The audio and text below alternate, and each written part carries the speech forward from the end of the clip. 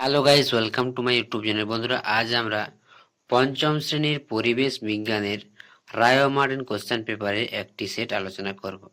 দেখো, রায় ও Martin question সেটে তোমাদের কোন কোন অধ্যায়গুলো আসবে। দেখো, মানব দেহ থেকে আসবে, আর এবার তোমাদের পরিবেশে জল, মাটি, জল থেকে আসবে। পরিবেশ দেখো, এরপর দেখো তোমাদের 10 নম্বরের পরিবর্তে এবারে 20 নম্বরের পরীক্ষা হয়, প্রথম পর্যায়ক্রমিক মূল্যায়ন। তো 20 নম্বরের হয়, দেখে নাও। এরপর আমরা কোশ্চেনগুলো দেখো। একের দেখে দেখো, সঠিক উত্তরটি বেছে নিয়ে লেখো। আমাদের শরীরের বর্ম হচ্ছে কি? চামড়া। কোনটি শরীরে মেলানিন তৈরিতে সাহায্য করে? এটা হবে অপশন ডি, রোদ। অপশন গ, রোদ। শিকারী পশু পাখির ধারালো নখকে বলা হয় কি? এটা বলা হয় নখর। অপশন খ, এটা নখর বলা হয়। ঠিক ভুল দেখো, প্রথমটি ভুল, তারপরটি ভুল, তারপরটি ভুল। এরপর দেখো শূন্যস্থান পূরণ। নখ দেখো ড্যাশ রাখা, পরিষ্কার রাখা, এটা হবে পরিষ্কার। হৃৎপিণ্ড শব্দ বোঝা যায় কিসে? এটা হবে স্টেথোস্কোপ যন্ত্রের সাহায্যে। যক্ষা রোগের টিকার জন্য ডি ও টি ডট চিকিৎসা করা হয়। এরপর একটি বাক্য তো দেখো, গরু, ছাগল, ভেড়া। দেখো, যে কোনো তিনটি করতে হবে। গরু, ছাগল, ভেড়া, হরিণ, কোনটি আলাদা খুঁজে বার করতে হবে। তাহলে দেখো, হরিণ আলাদা। একটি লুপ্তপ্রায় মাছের নাম কি? এটা সরপুঁটি। এরপর কি আছে দেখো, একটি জৈব সারের নাম গোবর সার। কাঁধ থেকে কনি পর্যন্ত হাঁটিকে কি নাম বলে? এরপর দেখো, ওআরএস এর পুরো নাম কি? Oral rehydration.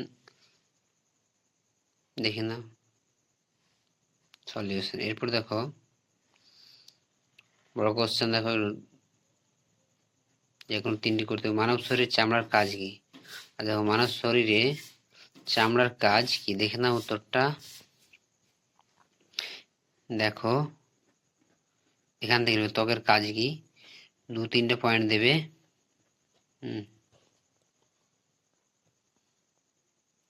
দেখে নাও, স্ক্রিনশট নিয়ে নাও। এরপর দেখো কি আছে, শরীর কোথায় পুড়ে গেলে কি করা উচিত? কোথাও যদি শরীর পুড়ে যায় তাহলে কি করা উচিত?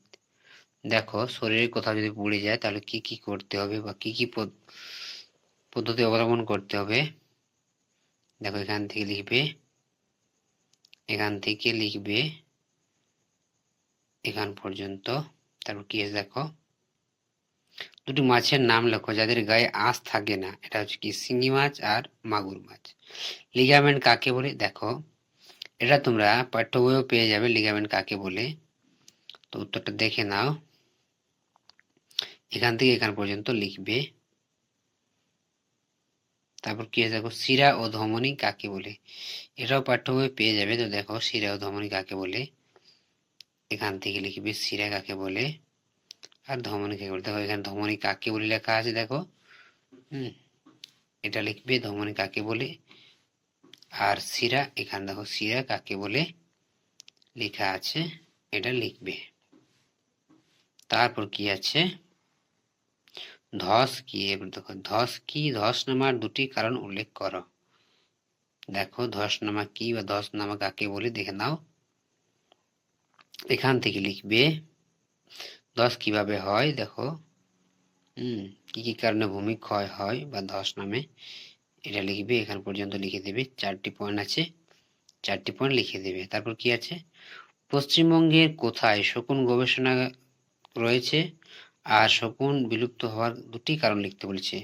দেখো, পশ্চিমবঙ্গের জলপাইগুড়ি জেলাতে এটা রয়েছে গবেষণাগারটা, আর এর কারণ হচ্ছে কি? দেখো, এখান থেকে লিখবে কারণটা, এখান থেকে